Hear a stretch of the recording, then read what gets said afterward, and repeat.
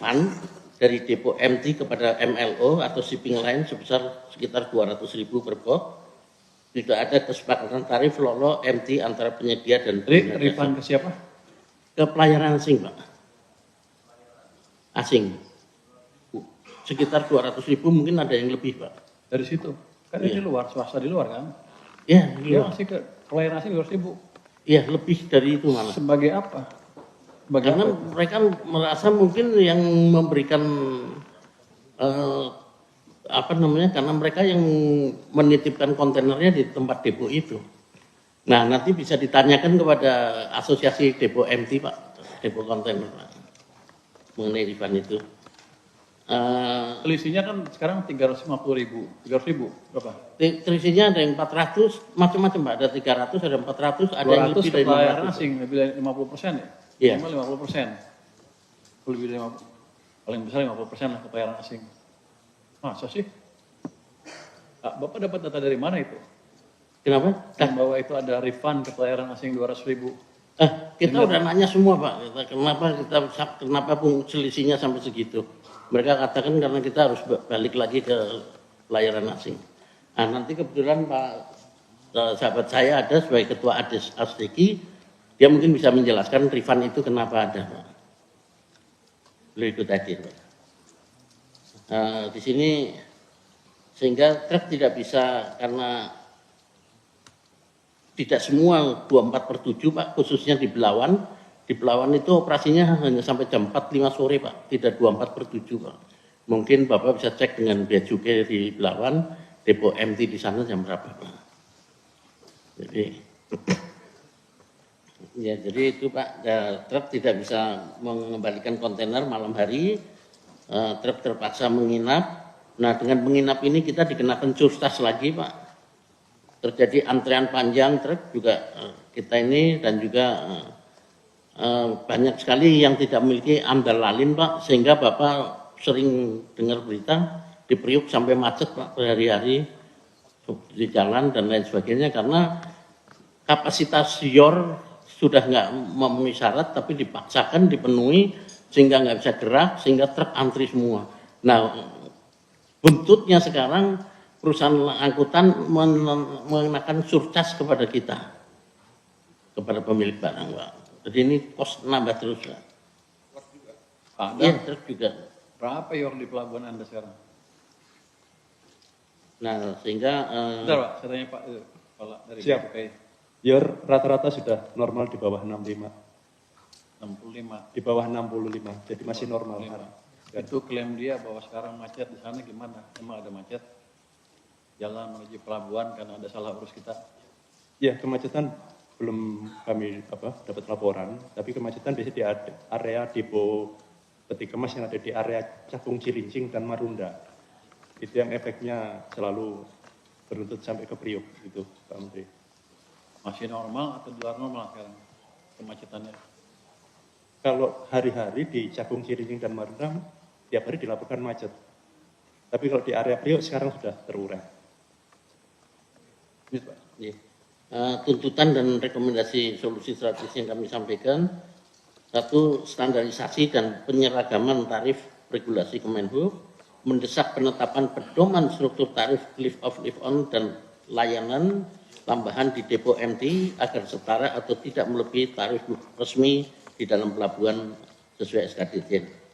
Izin depo MT seyogianya dikeluarkan oleh Kementerian Perhubungan atas rekomendasi Dinas Perhubungan Daerah dengan tetap memperhatikan amdal lalin, kelengkapan peralatan bongkar muat, dan penetapan YOR okupansi. Yang tiga, mendasari izin operasi pelayanan dikeluarkan oleh Kementerian Perhubungan RI, di mana kontainer merupakan inventori pelayanan, sehingga Kementerian Perhubungan RI melalui KSOP dapat melakukan monitoring terhadap kinerja pelayanan depo MT kontainer terkait tarif, peralatan, dan jam operasi, khususnya Belawan tidak 24/7. Terima kasih, Pak Menteri. Terima kasih, Pak. Mungkin dari asosiasi ada yang mau melengkapi informasi. Bismillahirrahmanirrahim. Assalamualaikum warahmatullahi wabarakatuh. Alhamdulillah, syukurillah ala bimatillah, wa la hawla wa la quwwata illa billah, rabbi israh li sadri, wa yassir li amri, wa hlul 'uqdatam min lisani yafqahu qawli. Terima kasih Pak Menteri Purbaya atas kesempatan yang diberikan. Saya Mustafa Kamal Hamka sebagai Ketua Umum Asosiasi Depo Kontainer Indonesia atau ASDEKI yang saat ini memiliki anggota kurang lebih 123 perusahaan depo seluruh Indonesia. Dan apa yang disampaikan oleh Ketua Umum Depalindo barusan Pak Toto Dirgantoro, itu memang apa yang terjadi saat ini Pak.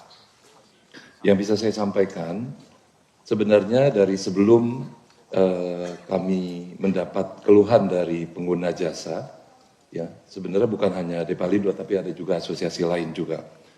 Dan ini kami sudah mengirimkan surat kepada Direktur Lalu Lintas Angkutan Laut, ya, Dirjen Perhubungan Laut, Kementerian Perhubungan Republik Indonesia, pada Bapak Dr. Hartanto, pada tanggal 24 September 2024. Akan tetapi sampai dengan hari ini, oleh karena itu kami juga menyampaikan atas bantuan juga staf sus Pak Michael, juga Pak Agunan juga menyampaikan, dan kami sudah sampaikan hingga kami ada di tempat ini hari ini.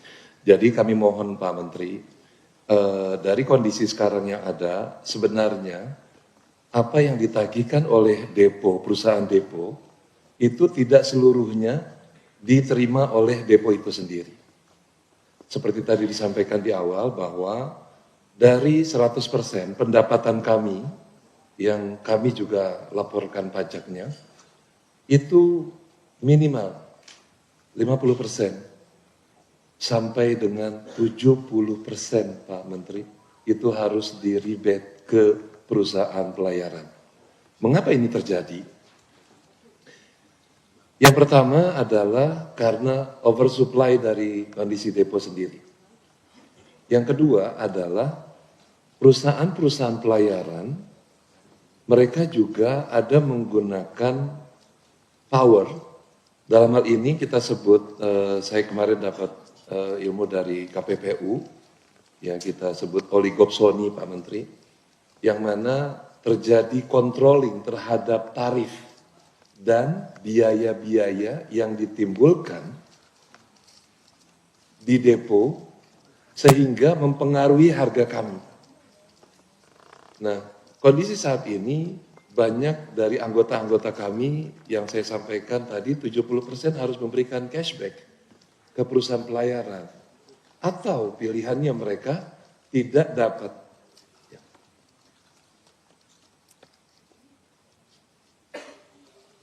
Bapak pengusaha depo ya? Dari depo? Saya pengusaha depo, Oh. ya saya juga ketua asosiasi Jadi depo. informasinya informasi yang betul ya, akurat ya, bukan kata orang Bapak yang bilang ya. Ya, Pak? 50-70% dibalikan ke perusahaan pelayaran. Betul. Bisa lanjut? Ya. Jadi memang pada praktiknya saat ini, anggota-anggota kami juga mengalami hal yang sama. Kami harus melakukan cashback ke perusahaan-perusahaan pelayaran yang range-nya seperti tadi. Menurut saya kalau kita bicara masih kategori normatif ataupun B2B, negosiasi masih wajar. Tapi ini sudah berdampak kepada volume yang akan diterima oleh depo, Pak.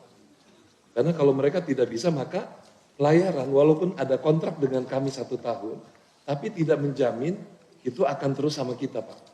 Dia bisa buka kontrak yang lain lagi dengan perusahaan depo yang lain. Perusahaan pelayarannya perusahaan dalam negeri, perusahaan luar negeri.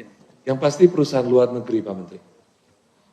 Dan ini juga kita bisa sampaikan bahwa uang yang didapatkan melalui rebate tadi diterima oleh pelayaran, pastinya akan dilarikan ke luar negeri, Pak. Ini terjadi capital flight juga. Artinya banyak uang kita ke sana, pajaknya tidak bisa didapat, Pak. Ditambah lagi Pak Menteri, keadaan makin parah karena perusahaan pelayaran ini mereka membuka depo sendiri, Pak. Perusahaan asing membuka depo sendiri. Gitu. Membuka depo sendiri. Ya artinya mereka bisa akuisisi perusahaan lokal, tapi mendominasi dan memonopoli volume. Sehingga seperti apa yang kita saksikan hari ini, bahwa terjadi kemacetan di setiap titik-titik depo yang memang difokuskan ke pelayaran tertentu, Pak.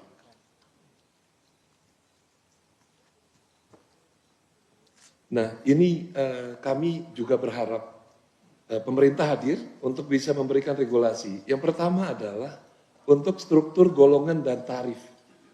Bahkan sampai dengan kemarin kami juga cek, ada perusahaan depo yang menagih sampai 1.200.000 Pak, per kontainer. 1.200.000. Kalau dia cashback 70%, maka itu yang akan dibawa Pak sama pelayaran.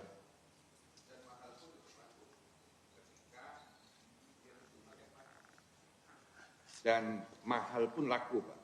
Jadi yang sudah ada kerjasama dengan perusahaan pelayaran, misalkan ada depo lain yang lebih murah, yang mahal itu tetap laku karena dia ditunjuk oleh perusahaan pelayaran. Ya, sedikit saya tambahkan Pak Menteri, mohon izin. Jadi pada saat itu terjadi, sebenarnya depo itu dari 100%, maksimum hanya terima 30%, Pak. Dan 30%-nya ini kami juga harus laporkan pajaknya, Pak. Termasuk keuntungan perusahaan, bayar gaji karyawan, maintenance alat, dan sewa lahan yang tinggi, Pak.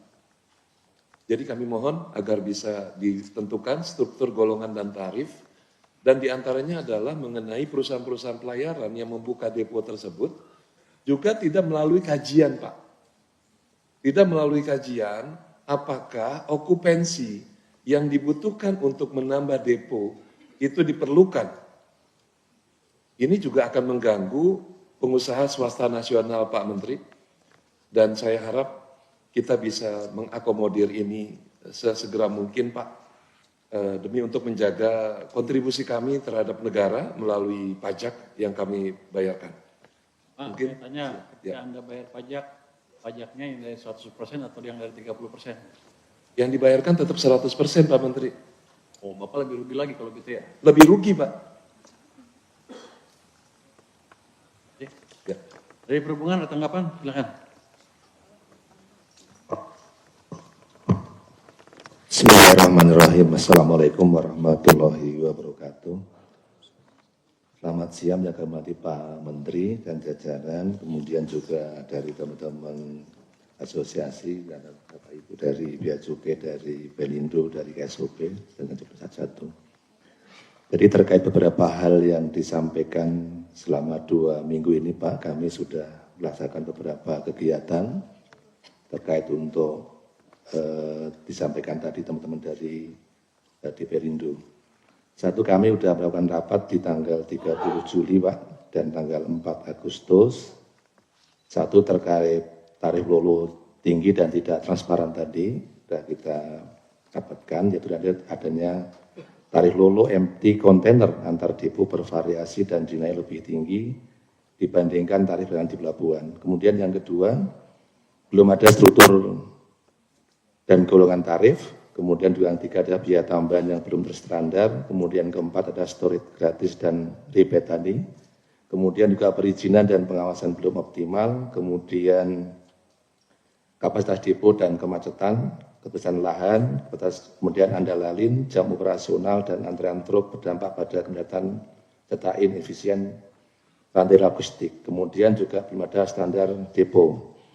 Kemudian beberapa hal yang sudah kami lakukan Pak Nanti terkait ini, di tanggal 10 Agustus juga kita sudah melakukan rapat dengan teman-teman untuk tujuan akhir. Satu adalah untuk menciptakan penetapan tarif lolo yang wajar dan transparan, pengawasan serta perizinan yang efektif, serta standar pelayanan depo yang baik untuk mendukung kelancaran logistik nasional. Kami sampaikan Pak, untuk draft RPM sudah kami konsepkan Pak. Cuman kami ada perubahan di Undang-Undang 17 tahun 2008, di Undang-Undang nomor 6, nanti kami akan mengikuti di perubahan di PP sama nanti di PPM-nya Pak. Jadi saat ini untuk RPM-nya kemudian sudah dilakukan. Kemudian juga sama kami juga dipanggil Ombudsman untuk menjelaskan hal tersebut. Kemudian untuk pengawasan, mohon izin Pak untuk izin depo saya sampaikan bahwa izin depo untuk yang dalam negeri adalah di teman-teman di Dinas Perhubungan, kemudian di PMA-nya adalah di kita Pak. Kemudian juga ujian operasional, nah ini kami juga nanti akan membuat untuk menjadikan tim pengawasan ini tentunya tidak hanya dari kita Pak, karena ini rentang kendalinya ini adalah luas, mungkin nanti juga melibatkan dari teman-teman sehingga nanti mungkin untuk SK pengawasan itu diangkat yang lebih tinggi Pak, seperti itu. Jadi untuk terkait RPM kemudian ini sudah kita siapkan nanti kami, tapi kan ada perubahan undang-undang nanti kita teman-teman dari SDG dan Stockholder untuk merancang kembali Pak, merumuskan kembali. Demikian Pak Menteri. Makasih Bapak, Dirjen apa Pak? Saya yang kemarin Pak, Direktur Lalu Lintas Pak. Ya? Direktur Lalu Lintas dan Angkutan Laut. Direktur Lalu Lintas dan Angkutan Laut. Siapa? Dirlala. Gue pikir namanya Dirlala. Pak siapa namanya? Budi Mantoro Pak. Budi ya? Iya. Pak Budi udah jelasin dapat berbagai jenis rapat tadi kan, 30 Juli, 4 Agustus, ada RPM, ada PMA di perhubungan yang katanya mau dirubah ya, atau undang-undangnya mau dirubah. Ya, undang-undangnya berubah Pak. Nanti kami sama sekali, saya nggak percaya ngatur ini harus berubah undang-undang.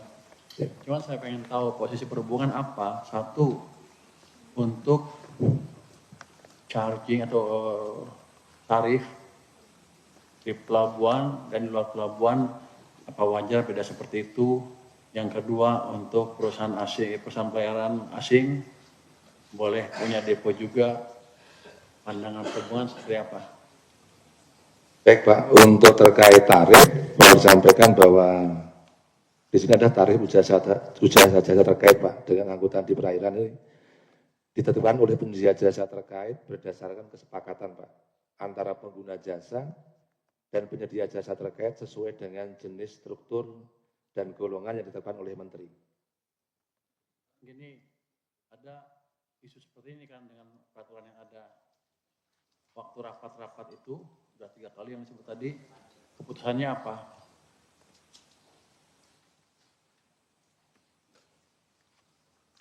Untuk pesannya Pak, terkait satu tarif, nanti ini satu Pak, tarif lolo tinggi, berdasarkan dan rambutan baran, kemudian ini RPM Pak, kemudian untuk pengawasannya SK pengawasan Pak, kemudian standar pelayanan depo Pak.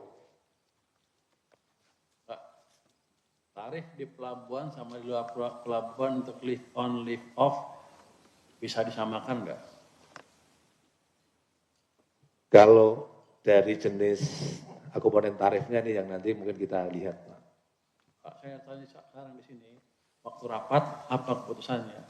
Dibiarkan seperti sekarang, di mana ada kekuatan market, ini bukan market kan? Ini tadi bilang monopolis, apa? Anda bilang apa tadi? Oligopsoni, di mana penguasaan input itu ya, kuasai oleh yang sana yang memberi yang menjual produk ya ke Anda ya. Jangan pembeli tapi produsen yang menguasain, kira-kira gitu, supplier yang menguasain. Apalagi tadi 50-70% ke luar negeri uangnya. Saya nggak rela, kenapa cadangan devisa saya tergerus untuk hal yang tentunya bisa kita kendalikan. Pandangan perhubungan seperti apa di rapat-rapat itu didiskusikan nggak? Kalau yang sekarang ini sudah mulai disusun Pak, yang kemarin sudah jadi memang sudah bentuk RPM Pak. Itu apa? Rencana peraturan Menteri Pak. Karena Peraturan Menteri Pak. isunya apa? Terkait jasa terkait Pak. Tarif jasa terkait Pak. Jadi pandangannya apa? Sama apa enggak di dalam sama di luar? Mengingat keadaan seperti ini atau kebijakan baru apa yang diambil dalam RPM yang Anda buat? Nanti terkait Pak, komponen penarifannya Pak. Jadi misalnya tarif apa saja yang diberikan layanan di situ Pak. Lift on kan sama kan pasti. Seret naik itu kan apa susahnya? Bedanya di mana? Di dalam pelabuhan atau di luar pelabuhan? Kalau ternyata di sini tidak hanya itu Pak, tidak hanya kami juga tidak hanya seperti itu Pak, tidak hanya dia naik turun aja sebetulnya. Ternyata di kita ya Pak ya itu ada bermacam layanan yang ada dilakukan seperti itu. Apa bedanya Pak dari siapa tadi? Bedanya layanan Anda dengan yang di pelabuhan apa bedanya? Jadi ada berdasarkan PM 59 tahun 2021. Di situ tercantum ada kurang lebih 13 jenis kegiatan yang boleh dilakukan di depo. Di antaranya adalah penempatan, angkat, turun, pencucian, perbaikan, dan proses yang berhubungan dengan kontainer itu sendiri, Pak. Jadi sebenarnya tadi yang disampaikan, kalau bicara basic lift on lift off-nya sebenarnya sama Pak Menteri. Kalau dibuat sama, masuk akal nggak di pelabuhan atau di luar pelabuhan? Ya, sebenarnya masuk akal Pak. Kan? Sepertinya masalahnya bukan di regulasi aturannya ada Pak, ada. Cuman kan izin depo ini penerbitnya itu Dishub, Pak. Dishub. Kemudian posisinya berada di luar DLKR pelabuhan, sehingga KSOP ataupun penyelenggara pelabuhan itu tidak bisa mengawasi.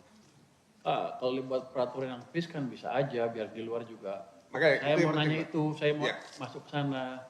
Cuman kan ini masih tertutup perhubungan nih. Jadi saya buka pelan-pelan. Ini agak tricky. Anda lihat tadi dia nggak sebutkan peraturannya apa, pokoknya di RPM. Sedangkan RPM-nya apa nggak ada, mungkin juga nggak nyinggung kan. Isu yang sedang dihadapin ini. Saya ingin itu tadi, yang 50-70% tadi nggak jatuh ke tangan orang asing itu. Karena itu kan pasti dibawa keluar. Saya rugi 2-3 triliun per tahun kira-kira kalau itu kan loss-nya tadi ya. Kan lumayan itu. Bisa ngurangin tekanan ke rupiah sedikit. Dan itu kan di bawah kendali kita. Sudah perhubungan menyadari hal ini apa enggak? Dan gimana rencana untuk ngurangin itu? Ada nggak rencana untuk ngurangin tadi Poligop Sony tetap ada di servis ini?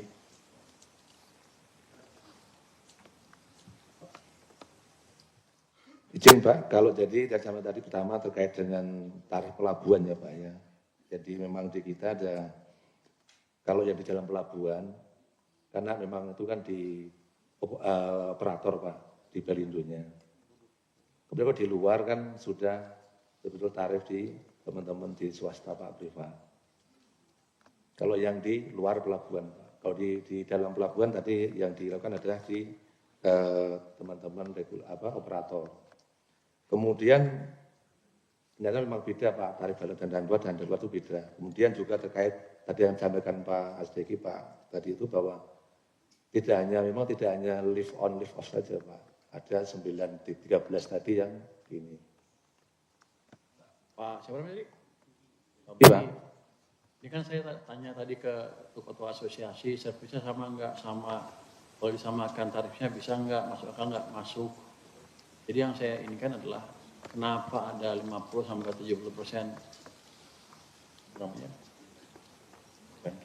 cash transfer yang bisa terjadi di situ dan jatuhnya ke asing atau beberapa orang di situ kali ya. Gimana kita caranya mengurangi itu biar itu nggak ada lagi? Kan Jadi mungkin Pak Menteri, mungkin yang terkait kesepakatan antara pengguna jasa dan ini. kan sekarang dia penyedia jasa, pengguna jasanya siapa? Perusahaan-perusahaan itu kan Anda kan bisa atur juga di sana pas masuk ke sini. Anda harus pakai ini jasanya sama dengan di dalam pelabuhan, malah lebih murah sebetulnya kan. Asalnya kickbacknya itu yang keluar, jadi lebih untung dia lebih tinggi. Kan bisa dibuat aturan seperti itu di luar sama dengan yang dalam. Kalau saya, dia setuju kan kalau saya buat begitu? Ya, izin Pak Menteri. Jadi kondisi saat ini kita tidak punya dasar yang jelas untuk aturan yang mengikat tentang struktur golongan dan tarif. Tentunya memang di pelabuhan. Kita membuat itu. Ya. Yang saya tanyakan adalah, Anda bersedia kalau sama tarifnya dengan dalam pelabuhan? Sedia nggak? Secara strukturnya Pak, secara struktur golongan dan tarif boleh sama Pak, nggak ada masalah Pak. Oke, gitu. Ya. Itu yang saya tanya. Jadi Ya. jangan jawab macam-macam.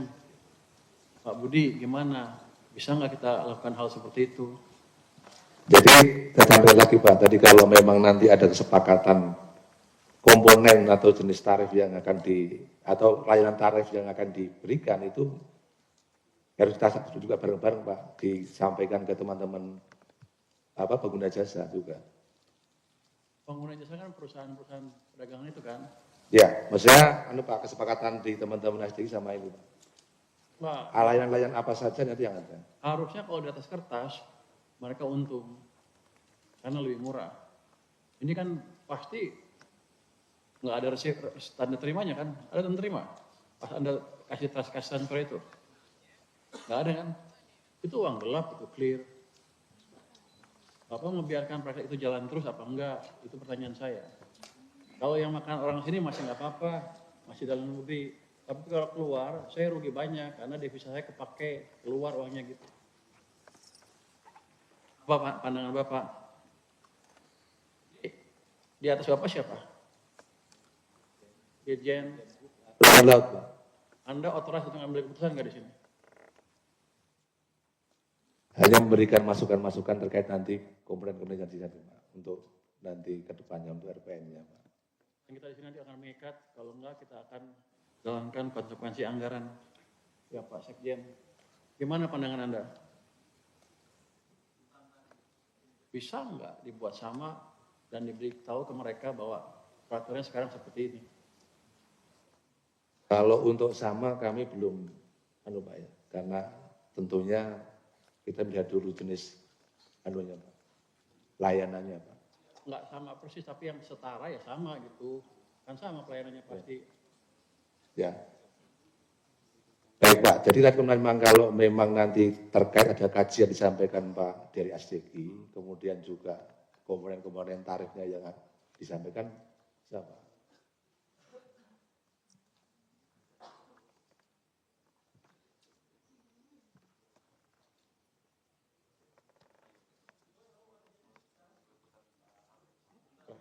Biar Pak, ini dari, enggak. Jadi di supportnya komik.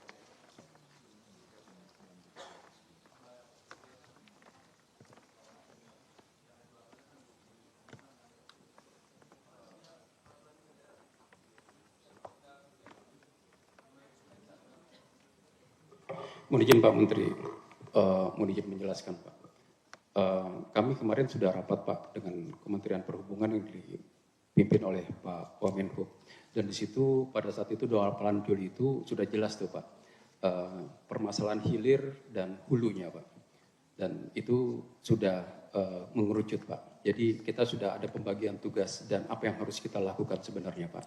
Nah, jadi betul seperti tadi yang disampaikan Pak, bahwa perlu ada penyeragaman Pak, karena saat ini ada beberapa depo yang ternyata di lapangan Pak Menteri, itu ada depo yang sangat kredit dan ada yang kosong Pak, seperti itu. Nah sehingga antriannya hanya pada satu depo, karena apa? Tidak seragamnya harga. Nah itu yang saat ini sedang kita buat kajian.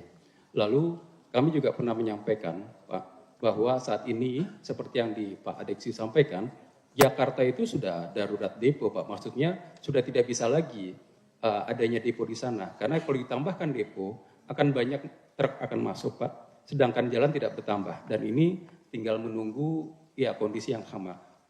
Yang kita butuhkan pada saat ini, kemarin sudah diputuskan Pak, yang kita butuhkan adalah buffer zone Pak Menteri, yaitu untuk transitnya para supir sementara. Nah, namun saya nggak ada urusan sama buffer zone. Saya urusan dengan tarif tadi. Karena iya, uang saya hilang sebagian keluar gitu. Ya udah, Pak Sekjen coba telepon Pak Dirjen Perhubungan Laut. Coba tanyakan, itu bisa sama nggak dalam sama luar? Kan di sini ya Pak, di sini ya Pak. Di sini aja Pak online.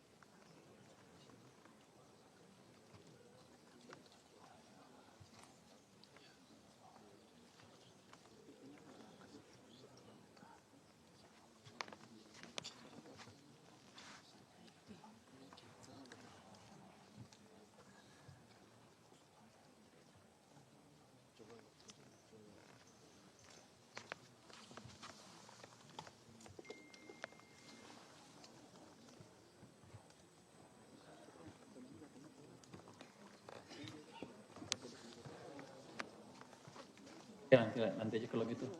Pak Menterinya deh, telepon Pak Menteri. Saya ngomong Pak Menteri. Pak Menteri siapa ya? Dodi ya? Kayaknya juga Bu. Dodi. Dodi.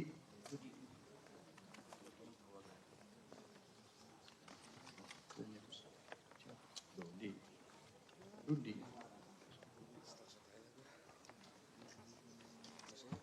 Kayaknya Pak.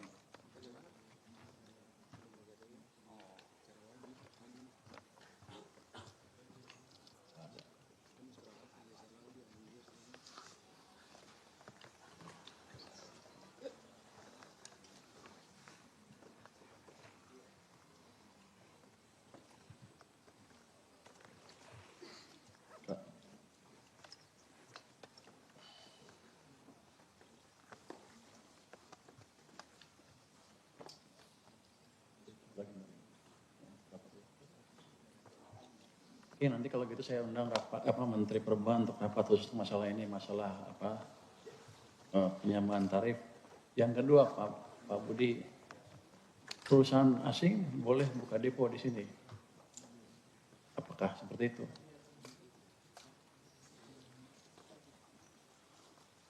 Kalau PMA boleh Pak, memang boleh.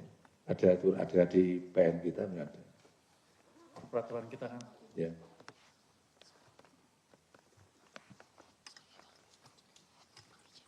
Yang jelas perusahaan domestik pasti kalah. Orang 90% lebih dikuasai asing, layanan kita. Jadi habis kita nggak berbagi bisnis. Kenapa dibuka kemarin? Kenapa selama ini dibuka?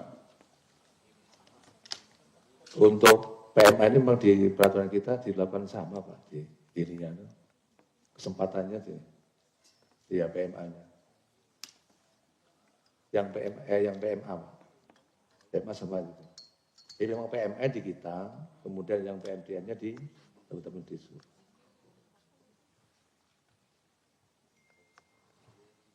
Ada berapa perusahaan ini kan perusahaan pelayaran punya depo juga masalahnya kan, bukan perusahaan asing depo sendiri. Jadi satu sana. Jadi yang depo domestik selesai lah, masalah lo kira-kira gitu. Apa itu desainnya? Izin Pak Menteri. Ada dua Pak. Yang pertama, perusahaan pelayaran membuka depo sendiri dan artinya perusahaan pelayaran asing ya Pak. Perusahaan pelayaran asing buka depo sendiri, kurang lebih di Jakarta itu ada sekitar 4. Bukan di pelabuhan, di Jakarta, bukan di pelabuhan, di luar pelabuhan. Di luar pelabuhan. Yang kedua adalah perusahaan asing yang buka depo di Indonesia. Depo ini masuk kategori UMKM, Pak. Bukan rocket science company. Jadi artinya sebenarnya tidak perlu ada perusahaan ataupun investasi untuk buka depo dari luar negeri. Demikian, terima kasih. Pak Robert, kenapa dibuka kemarin? Bukan investasi. BKP misalkan, Pak Imam. Siapa Menteri? Secara prinsip sebetulnya kalau untuk perizinan Pak Menteri, itu kalau untuk PMDN memang ada di daerah Pak Menteri, kewenangan daerah. PMA. Kalau PMA di Kementerian Teknis Pak Menteri. Di dalam OSS, nanti untuk hal-hal teknisnya ada di Kementerian Teknis Pak Menteri. Selama dia aplikasinya sudah disampaikan ke kita pasti akan upload di dalam sistem OSS. Itu kan di investasi pasti ada negatif list kan. Ini nggak masuk negatif list ya yang untuk depo ini. Padahal kan kita nggak butuh-butuh amat investor asing di situ. Harusnya kan UMKM Indonesia aja. Kenapa dibuka? Kami akan cek lagi Pak Menteri sebentar. Nanti kami laporkan. Sekarang saya tunggu dan kalau merubah gimana cara merubahnya? Pak Menteri, izin menambahkan Pak. Kemarin dalam rapat juga disampaikan bahwa Indonesia itu untuk penyimpanan depo itu Pak, atau peti kemas itu gratis Pak. Sehingga banyak peti-peti yang datang ke kita itu yang menyebabkan menjadi banyaknya peti kemas kosong datang ke kita Pak. Nah ini juga mungkin perlu diperhatikan Pak. Gratis penyimpanannya? Iya, penyimpanannya gratis. Mungkin Pak Adeksi bisa menjelaskan. Pak jelasin, servis Anda cuma angkat doang, live on, taruhnya gratis? Betul, jadi di antara 13 komponen tadi kegiatan yang boleh dilakukan oleh perusahaan depo, di antaranya adalah penyimpanan, kami harus sewa lahan. Akan tetapi perusahaan pelayaran ini minta untuk digratiskan Pak. Oleh karena itu kenapa? Struktur golongan, komponen struktur golongan dan tarif ini penting Pak. Supaya kami bisa mengeluarkan semua kos yang ada, yang memang harus timbul sesuai dengan apa yang kami lakukan. Ya itu yang bikin mahal Pak Menteri. Harusnya dia bayar, dibebankan kepada kami pemilik barang gitu loh Pak. Di luar negeri gimana? Ada yang tahu nggak di luar negeri gratis juga apa enggak? Coba Pak Budi. Mbak, Tanya Pak Budi dulu. Kami memang sudah melakukan benchmarking dari teman-teman yang dulu di beberapa tempat itu untuk di Malaysia sama Singapura, Pak.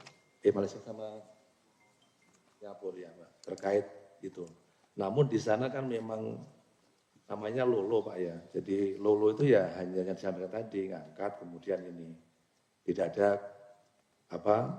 penamaan yang lain. Sehingga mungkin kalau makin nanti di kajian teman-teman Nasdeki mungkin biaya depo. Karena kalau lolo saja disamakan tadi bisa Pak. Sepanjang kesepakatan di teman-teman Indonesia sama ini. Tapi lolo aja Pak, tidak ada tambahan misalnya perawatan kontainer, kemudian itu Pak. Naruhnya ada per hari berapa gitu kan, biasanya gitu ya. Ini di sini nggak gratis. Pak dari Pemda, menurut pengetahuan Anda di luar negeri gimana? Gratis apa enggak? Belum tahu Pak. Tapi kemarin di rapat disampaikan seperti itu Pak. Itulah yang akhirnya banyak perusahaan asing mengirimkan peti-peti kemas kosongnya ke Indonesia Pak. Dan itulah yang akhirnya kondisi overload di sana Pak. Dan akhirnya harus dialihkan ke depo. Dan itu yang akhirnya menyebabkan truk-truk itu mengambil peti kemas kosong untuk dimasukkan ke depo Pak. Dan itu yang akhirnya jadi macet Pak. Karena kondisi seperti itu.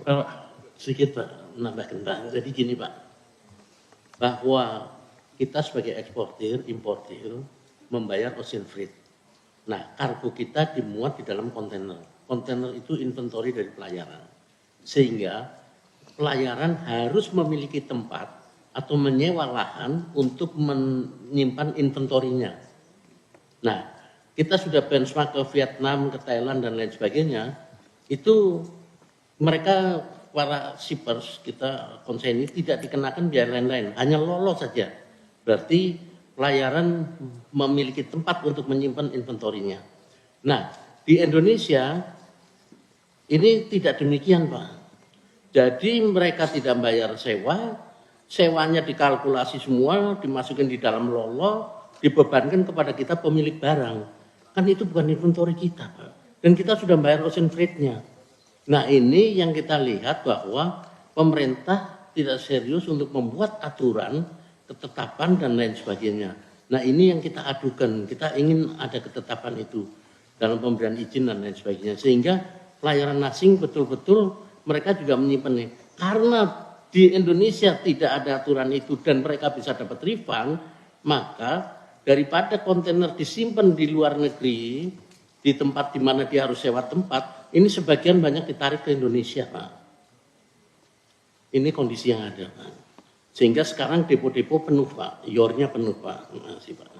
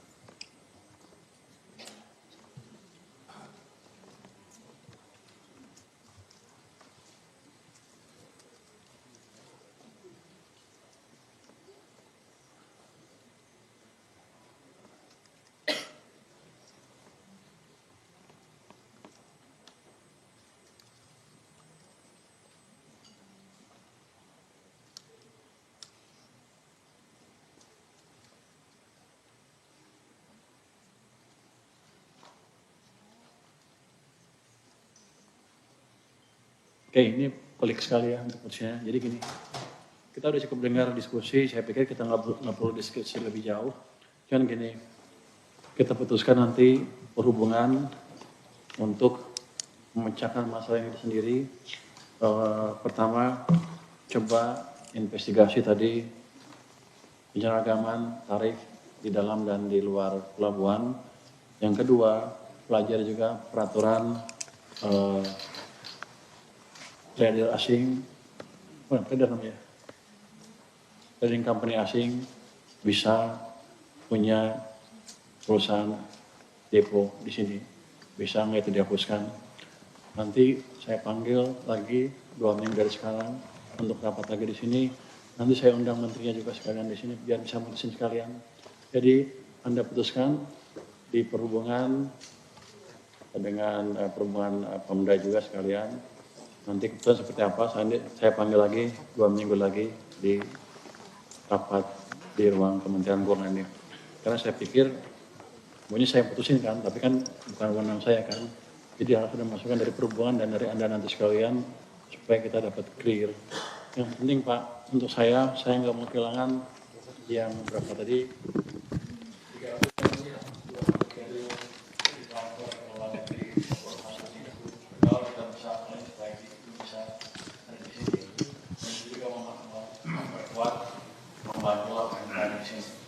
nanti Pak dari KPM juga pelajarin siapa yang bisa untuk mensitu untuk asing Anda perhubungan untuk kembali. Berapa Pak? Ada sebetulnya case tadi yang sudah dilakukan di Bali Pak. Jadi untuk perdagangan eceran sama real estate yang dipakai sendiri diusulkan oleh Gubernur Bali untuk dimoratorium. Dan berdasarkan surat tersebut kita lakukan uji evaluasi dan kemudian langsung kita bisa moratorium khusus untuk di Bali Pak Menteri. Jadi BKPM bisa moratorium atas usulan daripada Kementerian Teknis atau diputuskan di sini nanti disampaikan Kementerian Teknis Pak dari Kemenko Pak. Kementerian Keuangan bisa mengusulkan atau enggak? Karena ini adalah di bawah Kementerian Teknis Pak Menteri, kalau dibolehkan ada juga dari Kementerian Teknis bahwa menyatakan itu sudah khusus dilakukan untuk UMKM dan kemudian dari situ diputuskan di Satgas apabila sudah putus kami bisa langsung lakukan Pak di OSS Pak. Ya, saya harus minta ke Pemda DKI mengusulkan apa enggak seperti itu, tapi saya pikir diskusinya lebih lama. Kalau saya bisa nggak ngusulin itu, terus yang saya nggak tahu mungkin sudah berubah di Menteri Investasi. Biasanya bisa sih kita usulkan, tapi Bapak yang akan undang KL yang terkait dengan itu gitu. Gitu. Kan Menteri Investasi kan bisa beli juga Pak. Kalau ada yang kayak gitu kan hasil dari rapat kita yang ini kan juga antar instansi. Nanti dari Menteri Investasi akan undang biasanya bisa. Oh, saya tinggal belum setahun mungkin udah berubah. Kalau gitu kami akan mengirim surat ke Kementerian KPM Investasi untuk melakukan studi 2 minggu. Kita rapat lagi di sini, saya harap sudah selesai. Tapi gitu ya, terima kasih semuanya. Terima kasih yang pertama. Wassalamualaikum warahmatullahi wabarakatuh.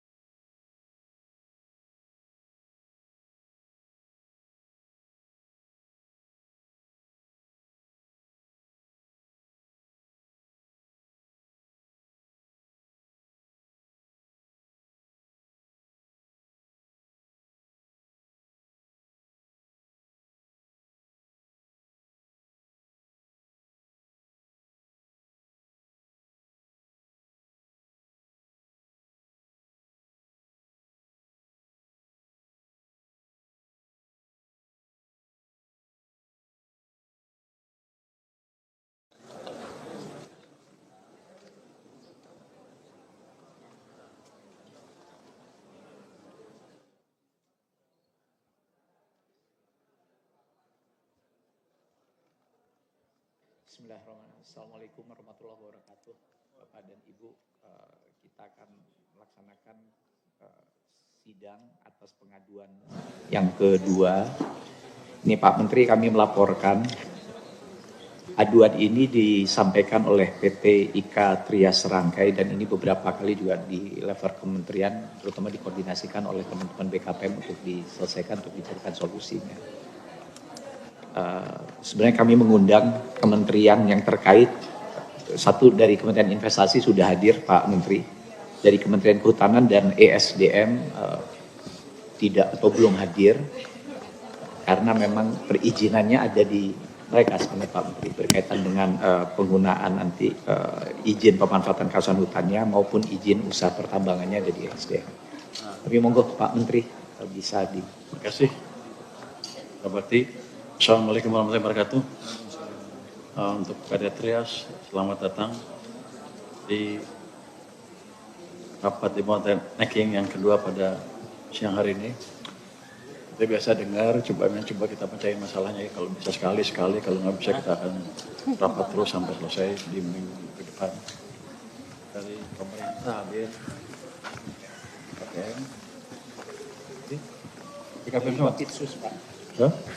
Bapitsus. Jadi yang nanti ngawal ngaporin Pak, tidak lanjut monitoring nanti. Haris. Siap Pak. Nanti lapor ke bos ya. Itu kita undang ESDM dan Kehutanan nggak datang, lapor ke bos. Coba? Bukan ini biru dari Dirut IKA Trias. Dilapor ya. Ini bagian legal kami Pak. Mohon izin ya Pak. Legal. Silakan dari perwakilan PT IKA Trias untuk mengumumkakan apa yang Anda alami dan Anda ingin apa pembicaranya. Silakan. Selamat siang, Assalamualaikum warahmatullahi wabarakatuh. Terima kasih atas kesempatan yang diberikan. Ini kedua kali kami ke acara ini dan kami sangat berterima kasih. Sebelumnya sudah pernah Pak, tapi untuk wilayah yang berbeda, tapi lebih ke Kementerian Kehutanan. Kalau yang hari ini wilayah yang berbeda, tapi dengan BKPM Pak. Nah, jadi izin mengenalkan di sini ada Pak Gunawan dan Pak Aris, kedua advisor untuk di bagian kehutanan untuk di perusahaan kami. Kami adalah perusahaan produsen turunan getah pinus Pak. Industri kami tidak besar di Indonesia, tetapi Indonesia itu produsen turunan getah pinus harusnya kalau sekarang ketiga terbesar di dunia Pak. Indonesia mungkin pegang market share sekitar 25% Pak sekarang. Jadi getah pinus itu kami rubah menjadi kondorukem dan terpentin dan turunan-turunannya yang nantinya akan digunakan sebagai bahan baku utama di industri kertas, tinta, dan adhesif Pak. Jadi pada hari ini mohon izin saya berikan floor kepada tim saya untuk mungkin menjelaskan pokok masalahnya ada di mana Pak. Terima kasih Pak Menteri. Baik, terima kasih. Assalamualaikum warahmatullahi wabarakatuh. Pertama-tama saya ucapkan terima kasih atas kesempatan yang diberikan dan juga mohon izin Pak Menteri, saya akan menyampaikan secara ringkas permasalahan yang kami hadapi, terutama ini adalah mengenai penolakan persetujuan komitmen dari BKPM mengenai perizinan usaha pemanfaatan hutan di Kabupaten Aceh Jaya. Next. Nah, jadi PT IKA Trias Serangkai ini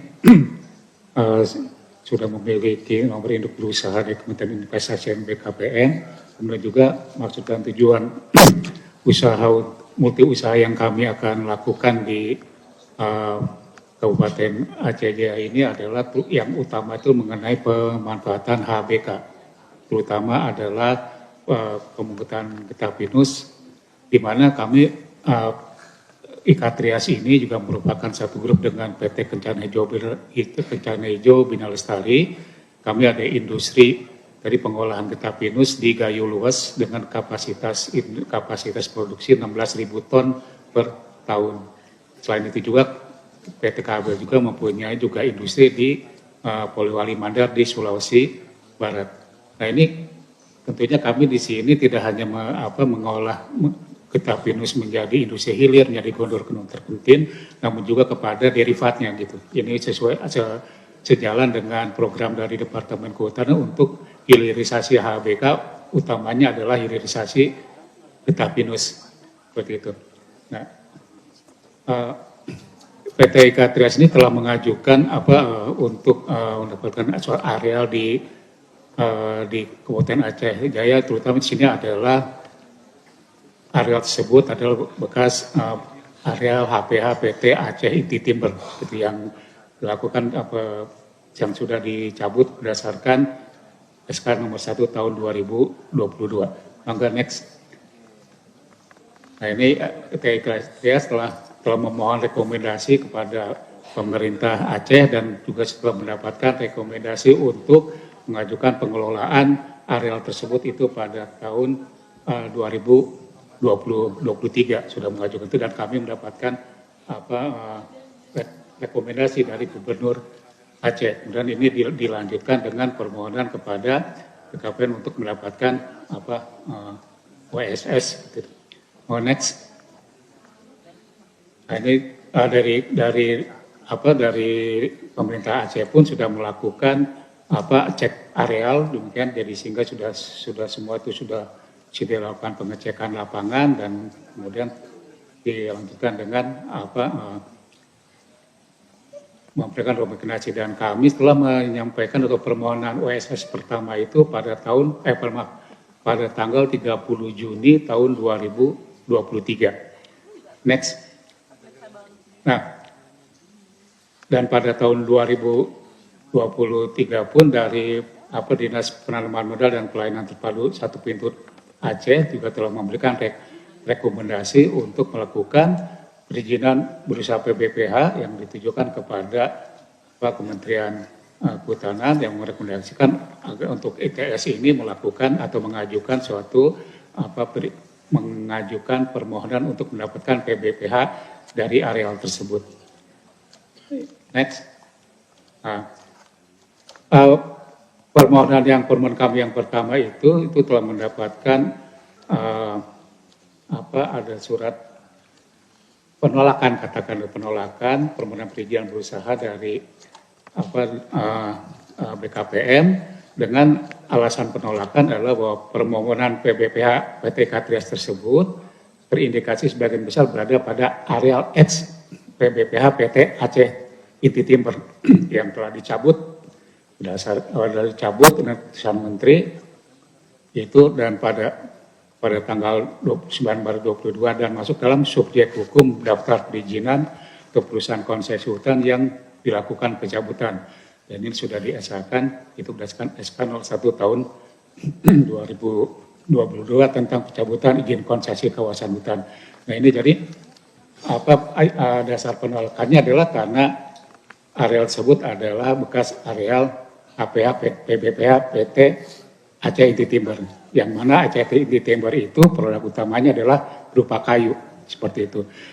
Dan sebagai gambaran, sewaktu kami melakukan juga cek lapangan bersama Pemda Aceh, begitu bahwa di sana itu memang areal tersebut sudah ditinggalkan oleh PT Aceh Inti Timber, namun di sana itu terjadi katakanlah kayu itu tetap keluar secara ilegal, begitu, karena di sana di ex areal PT Aceh Inti Timber ini itu tidak ada pengelolaan, katakanlah tidak bertuan, katakanlah tidak ada pengelolaan situ, sehingga areal tersebut siapapun bisa akses ke areal tersebut, apalagi itu adalah bekas HPH yang mempunyai akses jalan logging yang masih bisa digunakan seperti itu. Jadi kondisinya seperti itu.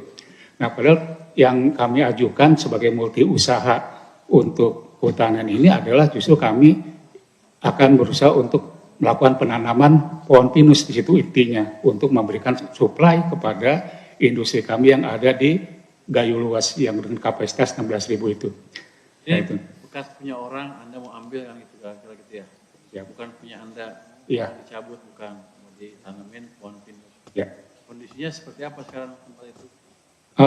Kebetulan juga saya sendiri ya, karena waktu melakukan cek lapangan gitu, dan di sana itu yang pertama itu adalah akses jalan logging yang bekas dulu PCT Tempo itu masih bisa dilalui oleh kendaraan four wheel drive begitu, sehingga kayu itu tetap setiap harinya ada kayu yang keluar dengan menggunakan, katakan kalau kita sebutnya hardtop yang dimodifikasi begitu, itu masih jalan terus seperti itu. Dan saya itu juga ternyata banyak pihak di situ yang masuk itu karena open access itu. Ya. Illegal logging. Ya betul Pak, illegal logging. Ada yang punya tapi masih ada yang panen. Ya betul. Kalau Bapak masuk, Bapak ngerjain apa? Nebang lagi? Kalau kami nanti, justru kalau masuk itu kami sebenarnya utamanya ini tujuannya adalah kami ingin memberikan ataupun memenuhi kebutuhan industri getah pinus, pengolahan getah pinus yang gayo luas Pak. Karena di gayo luas itu kan itu bahan bakunya itu semakin berkurang gitu Pak. Padahal kapasitas kami itu 16.000 ton per tahun gitu di situ. Hanya kami itu paling dalam 1 bulan sekarang itu mungkin untuk mendapatkan 5 atau 6 ton saja sudah agak susah sekarang ini kan. Jadi kami ingin menanam gitu. Dan kami sudah punya persemaian Pak di sana Pak, di gayo luas itu untuk dilakukan penanaman baik di gayo luas ataupun rencananya di daerah Ikatrias ini. Itu kan di sana orang masih nebang pohon, berarti masih ada pohon kan? Bapak kan akan nanam pohon pinus kan? Di sana belum ada pohon pinus kan? Ya. Pasti langkah pertama nebang dulu kan kira-kira? Nah itu Pak, kalau kami lihat di sana Pak, kalau diameter yang ada di sana itu, diameternya itu udah yang kami lihat itu udah diameternya antara yang paling itu sekitar antara 30-40, kalau misalnya itu paling dilakukan penebangan secara katakanlah secara manual biasanya seperti itu. Nah justru kami di sini itu justru yang utamanya itu adalah pinus itu, dan juga kami melakukan ini justru yang kami cari itu adalah hutan-hutan rawang, Pak, hutan-hutan dengan kerapatan yang rendah. Sebagaimana juga kami pernah lakukan ini juga di Kabupaten Mamasa, Pak. Di Kabupaten Mamasa pun kami nanam itu di hutan-hutan yang rawang gitu. Jadi kita tidak melakukan pembukaan lahan secara langsung atau pembukaan lahan secara terbuka semua, tapi kita lakukan pada area-area rawang, kita menanami di antara tegakan-tegakan itu, seperti itu yang pernah kami lakukan di Mamasa seperti itu Pak. Berapa hektar kira-kira yang Anda akan tanam? Yang pernah kami lakukan Pak. Sekarang yang dikejarnya? Yang sekarang itu kan keseluruhan area itu ada 47.000 hektar Pak. Kemudian juga kami itu setelah kami lakukan kita lihat dari Citra itu di daerah sana itu di area yang hutan rawang tadi itu ada sekitar 9-10.000 hektar itu Pak, yang hutannya rawang gitu. Itu yang kami deteksi sementara itu deteksi pada tahun 2023 Pak, pada waktu kami cek lapangan. Gitu Pak.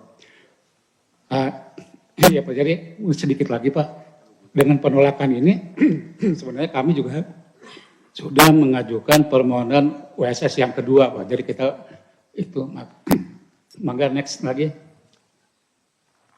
Nah kami melakukan juga pengajuan permohonan SSS yang OSS yang kedua tahun 2025. Coba balik ke slide sebelumnya. Itu ditolak. Iya Pak. Ada nggak penjelasannya kenapa ditolak? Ya. Di OSS ini alasannya apa ditolak? Alasannya Pak, ini Pak kalau alasannya karena areal tersebut merupakan ex PPPA PT Aceh Timber gitu Pak. Kemudian bahwa di situ bahwa areal tersebut masuk dalam subjek hukum daftar perizinan atau perusahaan konsesi hutan yang dilakukan pencabutan. Itu Pak yang dasarnya berbeda yang tercantum dalam surat penolakan ini Pak. Seperti itu yang kami dapatkan seperti itu. Dan sampai sekarang belum ada apakah ini bisa lanjutkan karena kami memerlukan untuk areal penanaman begitu Pak. Seperti itu. Jadi kami mengajukan lagi untuk pengajuan OSS yang kedua pada tahun 2025. Dan paralel dengan itu Pak, itu juga kami juga mengajukan untuk pengajuan PBPH kepada Kementerian Kehutanan, namun tidak bisa berlanjut karena kami tidak mendapatkan persetujuan OSS dari BKPM seperti itu Pak.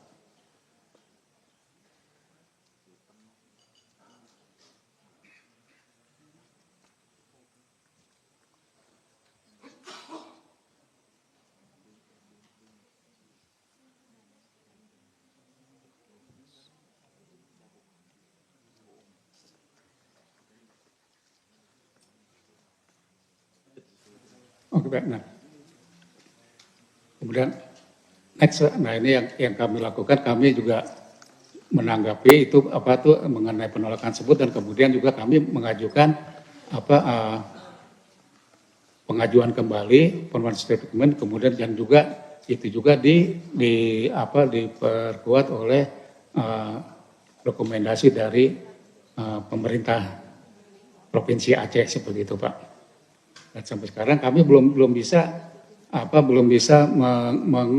melanjutkan permohonan untuk mendapatkan PBPH ini karena dari belum mendapatkan persetujuan OSS dari BKPM seperti itu, Pak.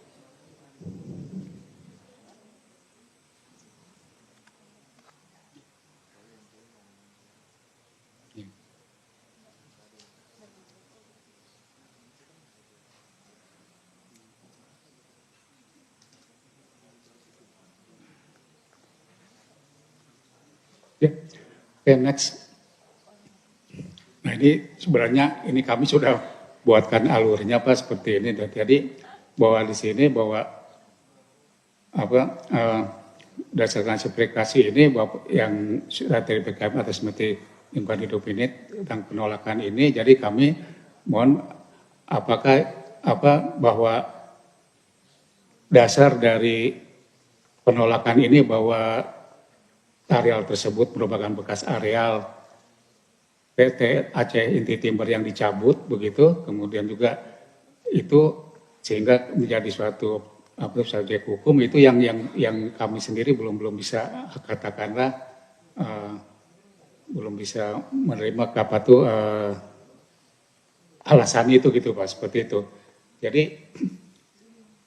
Jadi permohonan kami, apakah ini tidak mungkin bahwa karena itu kan area tersebut dicabut, kemudian juga itu tidak ada katakan tidak ada pengelolaan di area tersebut, sementara kami juga sudah mendapatkan rekomendasi dari pemerintah Aceh, gitu sehingga untuk bisa mengelola area tersebut. Nah, kemudian juga kami juga setelah mengajukan permohonan PBPH, pengurusan PBPH untuk area tersebut. Nah, namun kami juga tidak bisa melanjutkan permohonan PBPH untuk pengelolaan area tersebut karena kan kami tidak mendapatkan atau permohonan OSS kami ditolak oleh BKPM gitu. Seperti itu sebenarnya Pak permasalahannya. Terima kasih Pak. Dari BKPM kenapa ditolak? Silakan jelaskan. Izin Pak Menteri, Pak Deputi Bakti, Pak Sekjen. Perlu kami laporkan Pak Menteri, ini asbabun usulnya kan sebetulnya ada Perpres 70. Perpres 70 itu di mana pada saat itu ada pencabutan terhadap izin konsesi tambang dan ada kehutanan dan ada terkait satu lagi ya, saya lupa ya. Nah, salah satu yang diusulkan untuk dicabut itu adalah PT Timber ini ya, Aceh Timber ini Pak. Sebagaimana yang dulu dicabut juga untuk diizin tambang. Apabila secara definitif mereka dikasih ada melakukan klarifikasi, kemudian pengecekan, evaluasi, dan sampai sekarang memang dicabut, maka itu sebetulnya kembali ke negara Pak Menteri. Sebagaimana yang izin tambang kembali ke negara dan Kementerian Teknis lah yang harus mengatur kembali apakah itu akan menggunakan skema aturan yang lama atau merevisi aturan yang lama sebagaimana yang dilakukan oleh SDM. Ada revisi Undang-Undang Minerba di mana yang IUP yang dicabut itu juga dimasukkan dan diatur di situ Pak Menteri. Nah sekarang pertanyaannya adalah Bapak apakah sudah berkomunikasi dengan Kementerian Kehutanan bagaimana status PT Aceh Timber itu lokasi tersebut? Apakah ini sudah dimasukkan artinya kembali ke negara dan secara aturan Bapak melakukan proses bagaimana untuk pengajuan untuk mendapatkan pinjam pakai kawasan hutan. Itu sih Pak Menteri sebetulnya. Ini sebetulnya ini kembali lagi Kementerian Kehutanan ini. Ranahnya Kementerian Kehutanan apakah yang PT Aceh Timber ini akan dilakukan menggunakan mekanisme aturan yang lama atau akan melakukan revisi aturan yang lama dengan memasukkan beberapa perizinan yang sudah dicabut. Demikian Pak Menteri yang kami sampaikan. Sehingga karena ini belum ada aturannya, belum ada kepastiannya, sehingga di OSS ini tidak muncul. Tidak muncul. Dan yang menolak itu bukan kami, Pak. Karena ini akan masuk kepada Kementerian Teknis, pengampunya. Nah, nanti pengampunya yang akan melakukan penolakan atau tidak, memproses lebih lanjut atau tidak. Demikian sih yang bisa kami sampaikan, Pak. Terima kasih.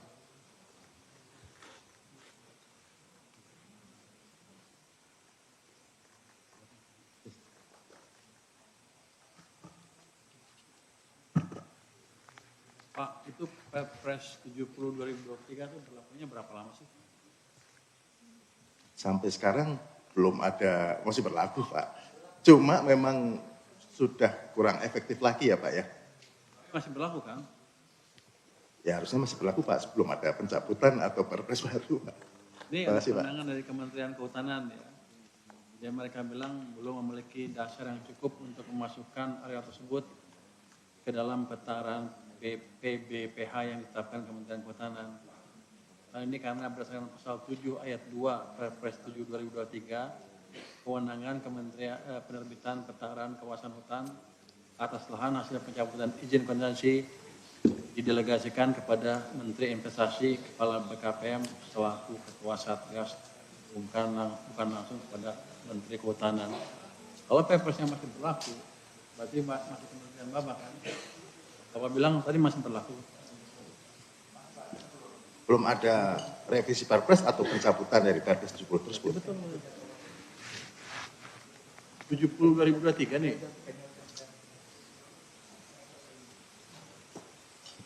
Kalian nggak ada? Ini siapa yang boleh? Pak Ferry.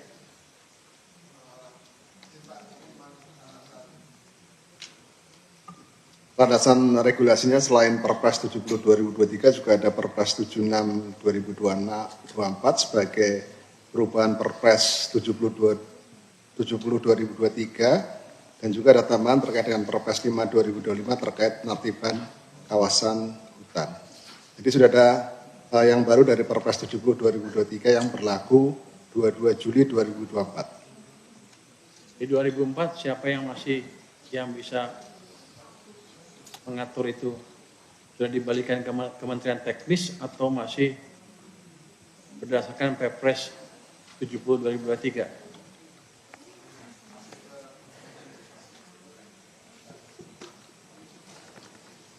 Berarti apa yang mutusin? Karena kehutanan bilang seperti itu. Jadi nanti dari PT Ika Trias komunikasi lebih lanjut dengan BKPM ya Pak. Ini clear, Bapak Kehutanan bilang bukan kami, karena sekarang masih di Kementerian Investasi. Berapa lama kira-kira itu bisa diselesaikan? Ini kan nggak harus ngasih ya, ininya kan, pandangan Bapak seperti apa nanti? Kalau dari posisi BKPM sekarang seperti apa seandainya itu memang di bawah Kementerian BKPM, di Kementerian Investasi? Baik Pak Menteri, ini nanti akan tentunya kembali lagi kepada Kementerian Teknis. Apakah lokasi tersebut akan nanti dimasukkan di dalam lahan-lahan kawasan yang nantinya bisa dipinjam pakaikan kepada perusahaan atau tidak. Jadi di sini kami di Satgas tentunya akan melakukan komunikasi dan klarifikasi dengan Kementerian Kehutanan, Pak Menteri.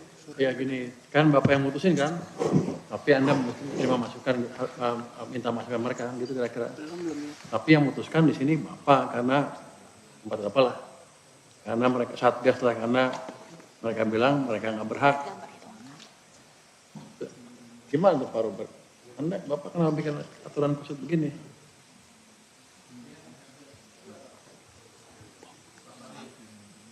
Oke, staf ahli tolong jelaskan ke saya. Pak, karena itu Satgas ada Perpresnya sebenarnya bisa kan Pak, nanti tinggal dipundang kalau komunikasi ya bisa diputus di situ nanti atas setelah dia ini ya Pak ya di BKPM, karena kan masih Perpresnya masih berlaku seperti itu. Sama kayak yang tambang juga kan tetap masih di ya Pak ya Pak, yang tambang yang dicabut IUP-nya itu kan tetap masih ada di BKPM tapi koordinasi dengan SDM kan seperti itu. Ya, kalau untuk IUP khusus untuk pertambangan, untuk yang baru diusulkannya dari sana, Pak. Mereka akan membuat sebuah peta dan kemudian nanti bisa ditawarkan. Ini kan kewenangan penerbitan peta arahan kawasan hutan atas lahan hasil pencabutan izin konsesi didelegasikan kepada Menteri Investasi. Clear. Ini di tempat Anda itu ininya. Cuma nanti ya kalau mau diskusi aja. Putuskan sesuai dengan pandangan Bapak sendiri ini seperti apa di BKFM. Tolong laporkan ke kementerinya. Nanti kami undang lagi 2 minggu meeting di sini. Hasilnya seperti apa? Gitu ya Pak? Bapak nanti komunikasi dengan BKPM karena mereka yang berhak menentukan penerbitan peta arahan kawasan hutan yang dicabut tadi. Kalau boleh tahu kenapa dicabut dulu? Nah, dulu kan ada usulan dari Kementerian Teknis waktu itu terkait dengan pertambangan, kemudian ada terkait dengan izin kawasan hutan, kemudian ada satu lagi ya mengenai tanah apa ya Pak ya. Dan itu usulan dari Kementerian Teknis Pak Menteri. Oke. Ya, masih. Ini kalau itu kan balik ke OSS, gambar OSS tadi OSS yang ditolak. Naik lagi sebelumnya. Sebelumnya kalau nggak salah. Nah, sebelumnya. Tadi yang tadi. Next. Oh, itu kan ditolak. Sanksi pelanggaran. Kalau misalnya jadi nggak ditolak, next step-nya apa? Ini yang menolak biasanya kalau kami itu mohon izin Pak Menteri, di OSS itu ini kayak sebuah rumah dan kemudian begitu masuk terkait dengan perizinan di bidang kehutanan, maka ini akan langsung masuk ke Kementerian Kehutanan. Mereka yang melakukan evaluasi, mungkin alasnya karena alasnya belum ada, jadi alas haknya itu masih belum terlihat karena pengajuannya untuk di PT Aceh Timber ya Pak ya. Lahannya itu ya, mungkin sebagian besar atau semuanya di situ sehingga belum muncul dan akhirnya ya ditolak di situ. Ya.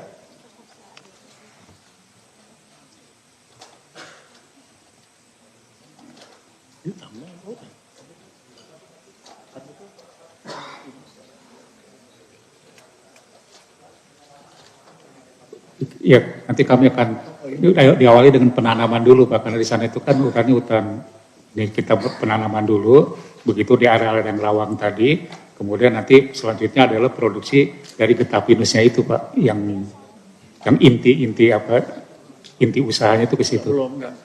Ini ada izin harus punya IUP enggak? Usaha di situ. IUP kan bukan pertambangan kan? Izin usaha pertambangan enggak ada kan ya? Enggak ada Pak.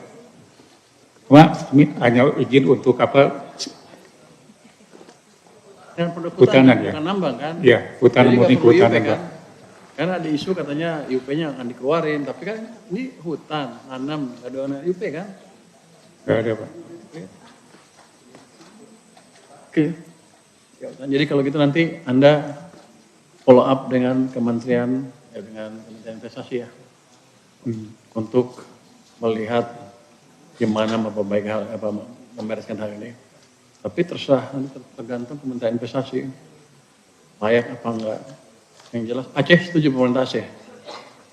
Ya Pak, justru dari pemerintah Provinsi Aceh itu mau mendukung itu karena melihat kondisi yang pada waktu cek di lapangan pun dengan Dinas Kehutanan Aceh begitu kami bersama-sama, nah itu sehingga areal tersebut tidak berkembang tanpa pengelolaan, sehingga kalau bahwa tadi jujur ini areal tersebut harus ada pengelolaannya gitu Pak, harus dikelola katakanlah begitu dengan izin. Kalau di kehutanan kan menjadi harus dalam bentuk TBPH gitu Pak. Itu yang direkomendasikan oleh pemerintah Aceh seperti itu. Oke, clear. Nah, izin Pak, mungkin jika diizinkan saya punya legal yang lagi online bisa kasih sedikit tambahan Pak? Nggak usah. Ya. Ya cukup. Silakan. Nanti legal sama ini aja. Dan itu kan urusan kebijakan full Kementerian Investasi KPM kan. Yang jelas nggak perlu IUP karena bukan pertambangan kan, ini hanya hutan, dia menanam pinus. Tapi jangan sampai wacana Babat terus kabur ya. Saya takut itu nanti kita 21. Jaga itu ya. Anda punya usaha di mana-mana kan? Ya, kita hanya kita pinus dan turunan ya Pak. Kalau lari bisa gue kejar kan jadi. Ya. Nah, saya takut itu kalau itu. Saya takut adalah hutan di Babat selesai, loggingnya diambil, habis itu belaga lupa. Nggak dijalanin tuh yang nanam pinusnya. Oke.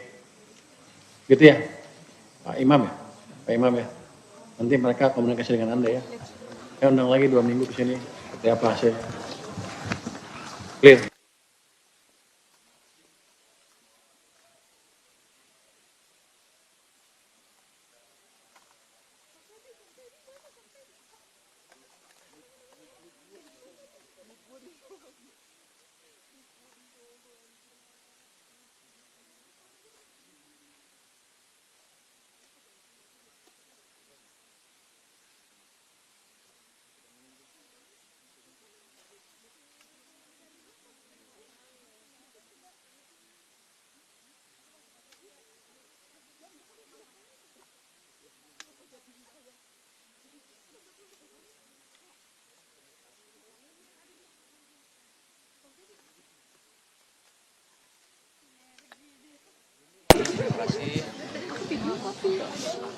Udah bang, udah bang.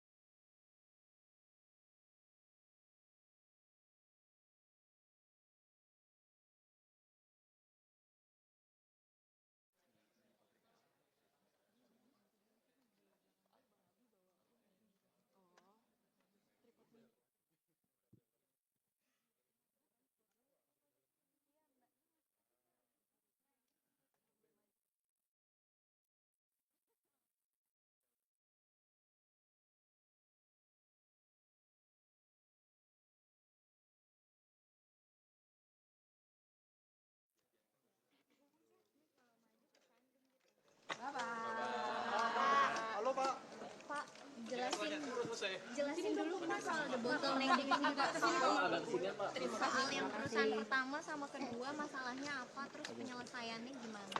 Yang pertama kan tadi ada keluhan dari pengusaha storage untuk peti kemas.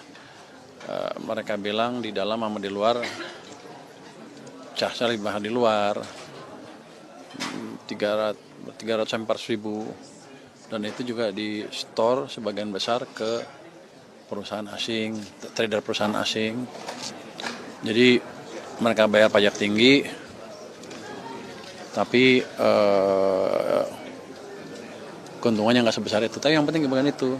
Yang penting adalah harga ditentukan oleh si perusahaan-perusahaan asing itu. Sehingga mereka juga nggak bisa bergerak terlalu luasa, keuntungannya nggak maksimal lah. Dan mereka ada juga perusahaan-perusahaan trading yang bikin sama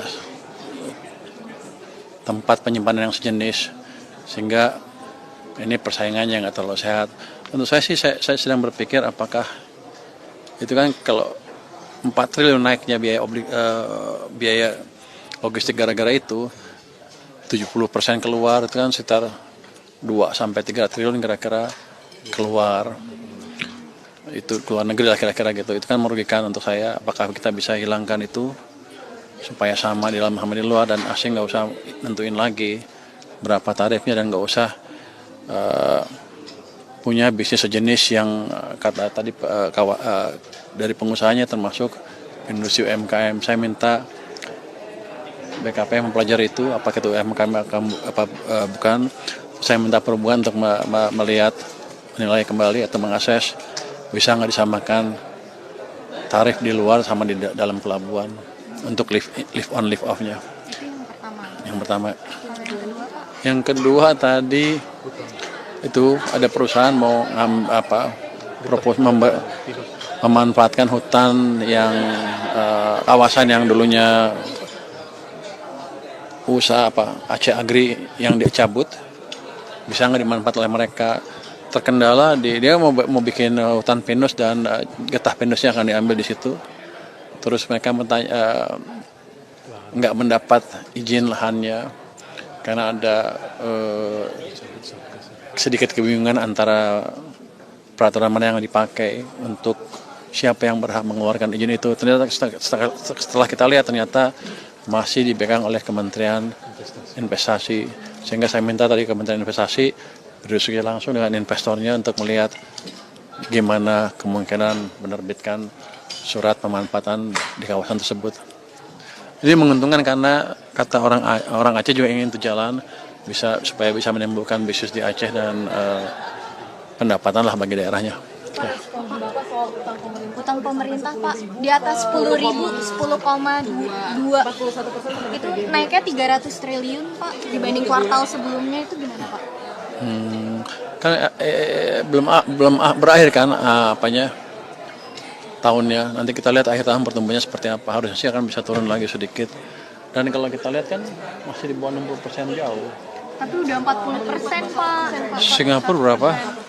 Singapura 180%. Jadi kita lihat seperti itu. Kalau kita melihat sustainability hutang atau fiskal seperti itu, kita lihat relatif terhadap size ekonominya. Tapi strateginya gimana Pak untuk utang ini Pak? Strateginya kita akan batasin defisit supaya nggak tinggi amat.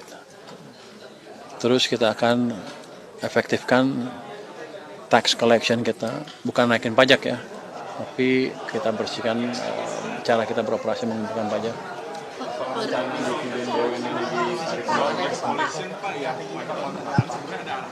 Nggak ada. Salah ngomong kali dia. Pak, yang Danantara Pak. Tadi Pak, pajak marketplace kan bakal kembalikan lagi ke pemerintah Pak. Yang kemarin disebut cadangan APBN. Sebagian dividen BUMN mau Siapa yang bilang? Saya bilang. Bapak. Oh, sendirian yang ngomong. Ini gue yang ngomong. Ada ide presiden untuk menempatkan sebagian keuntungan Danantara untuk cadangan pemerintah, sehingga itu bisa ngurangin utang kita juga. Ya, nanti kita tentukan bentuknya ke depan. Mulai tahun depan Pak. Ya, Mulai tahun depan. sebagian tahun ini juga udah ada. Tapi nanti kita lihat petunjuk Bapak Presiden. Coba? Alasannya apa? Alasannya Pak. Jadi sebagian ke Tadi katanya mau suruh ngurangin utang. Begitu ada alat untuk ngurangin utang ribut. Misalnya surat enggak, uang saya masih banyak tuh di bank ada 400 triliun sekarang. Berarti salah satu untuk ngurangin utang pakai Jadi itu kita Pak. meningkatkan efisiensi pendapatan kita dan ingin membuat anggaran kita ke depan semakin berkesinambungan. Segala cara kita manfaatkan termasuk pendapatan dari Danantara. Jadi kalau kurang ribut, kalau lebih ribut lagi. Jadi maunya apa lo? Yang udah masuk berapa Pak? yang terakhir udah masuk Yang udah masuk berapa Pak? Nanti kita lakukan secara bertahap, masih kita diskusikan dengan Danantara. mulai Bapak bilang Hah? bulan ini Pak. Mulai tadi Bapak bilang. Belum. Tahun ini udah mulai, tapi bukan bulan ini. Jadi kita Tahun ini mulai, bukan bulan ini. oh tahun ini. Tahun ini. September Pak.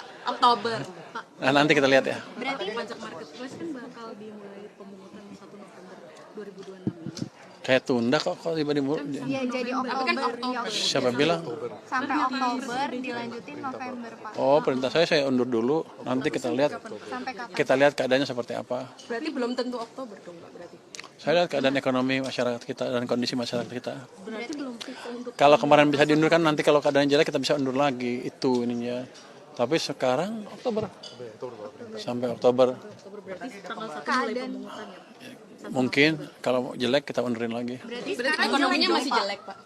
Ekonomi masih jelek. Bukan, kita ingin lu bisa punya uang lebih banyak lagi untuk belanja kira-kira gitu. Kalau yang bagusnya itu kayak gimana? Kita ini tumbuhkan 5,29% kan pertumbuhannya. Saya ingin mendorong ke arah 6% menjelang akhir tahun. Pak, tadi ada pertemuan dengan CTO Danantara membahas insentif untuk mobil nasional dan motor nasional. Oh, kita ngomong ini kan baru CTO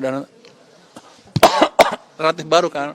Saya diskusi dengan dia untuk melihat seperti apa sih program-program dia dan melihat kemungkinan kalau pemerintah atau keuangan bisa bantu, di mana kita bisa bantunya. Kalau dia bisa nyumbang pajak lebih, di mana dia nyumbang pajak lebihnya. Kira-kira itu diskusi cukup lama. Saya ingin pada dasarnya ingin melihat isi kepala dia apa sih. Faktor pembatasan. Itu udah sampai mana Pak insentifnya? Dia yang mendiskusikan dengan Bapak Presiden, saya tunggu aja nanti hasilnya. Implementasi target berapa Pak? Ya? Pembatasan ini konsumsi BBM, implementasi Pertalite, implementasinya targetnya berapa Pak? Bisa hemat? Yang pertama diluluskan harga nggak naik ya, kata Pak Bahlil. Cuman kan waktu di DPR tahun lalu ya kalau nggak salah di DPR kan saya diperintah untuk memastikan subsidinya lebih tepat sasaran. Nah, sekarang sudah melihat teknologinya dan Pertamina sudah melakukan riset dengan bagus. Saya udah lihat di mana Surabaya. Bisa hemat berapa Pak? Bisa hemat anggaran? Nggak, kita akan lakukan secara bertahap untuk melihat dampaknya seperti apa sih. Kalau let's say desil 10 saya stop, nggak boleh beli Pertalite, gimana dampaknya ke ekonomi. Jadi kita akan bertahap. Kalau ojol gimana Pak? Ojol biar aja tetap. Saya nggak tahu, itu nanti presiden yang memutusin ya. Pak, emang DC 910 itu berapa sih pengeluarannya? 10. Hitungannya DC 9 berapa, 10 berapa? Nggak tahu, nanti saya hitung lagi deh. Enggak, basic. Masih ya?